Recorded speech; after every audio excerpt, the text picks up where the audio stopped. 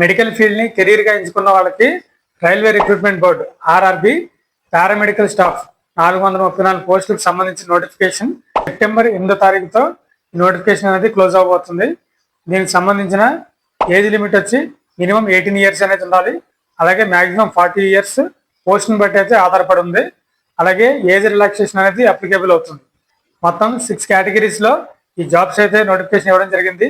వాటిల్లో nursing superintendent post కి అయితే జిఎన్ఎం లేదా బిఎస్సి నర్సింగ్ కోర్స్ చేసి ఉండాలి.